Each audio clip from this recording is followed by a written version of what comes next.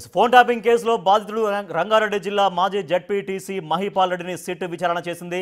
ఆయన కాల్ డేటాను బీఆర్ఎస్ ప్రభుత్వం తెప్పించుకున్నట్లు విచారణలో సిట్ గుర్తించింది. ఫోన్ ట్యాపింగ్లు చేయడం రాజ్యాంగం కల్పించిన హక్కులను కాలర్ రాయడమని మహిపాల్ రెడ్డి అన్నారు. నిందితులపై కఠిన చర్యలు తీసుకోవాలని డిమాండ్ చేశారు. నా ఫోను ట్యాప్ అయిందని సిట్ వాళ్ళు ఈరోజు తెలిసినారు.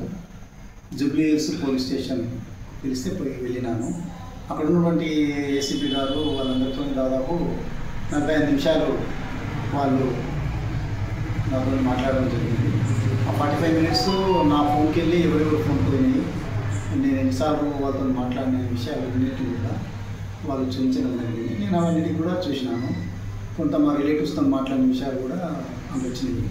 అంతా సిస్టమేటిక్గా వాళ్ళు ఇన్వెస్టిగేషన్లో నేను వాళ్ళ ప్రతి ప్రశ్నకు సమాధానం చెప్పినాను. గత అధికారులు ఐఏఎస్ ఐపీఎస్ అధికారులు మా ఫోన్లు ట్యాప్ చేసి మాకున్న స్వేచ్ఛను హరించి మాకున్నటువంటి రాజ్యాంగం ఇచ్చినటువంటి హక్కులను కాలరాస్తూ నానా బీభత్సం సృష్టించినారు. దీని మీద మేము సీటును ఏం డిమాండ్ చేస్తున్నామంటే సీటుకు సరి అయినటువంటి న్యాయం జరగాలి. పౌరుడికి స్వేచ్ఛకు భంగం కలిగింది కాబట్టి సరైన న్యాయం జరగాలి. ఎవరైతే తప్పు చేసిందో వాళ్ళ మీద చట్టపరమైన శిక్ష జరగాలి. మూడోది, ప్రభుత్వాలు వస్తుంటాయి పోతుంటాయి. ఇలా కాంగ్రెస్ ఉంది, ఇది 15 ఉండొచ్చు, మనం ఇంకా ప్రభుత్వం మారవచ్చు. ఏ ప్రభుత్వాలు వచ్చినా పౌరుల స్వేచ్ఛకు ఎక్కడ కూడా అడ్డు జరగవద్దు.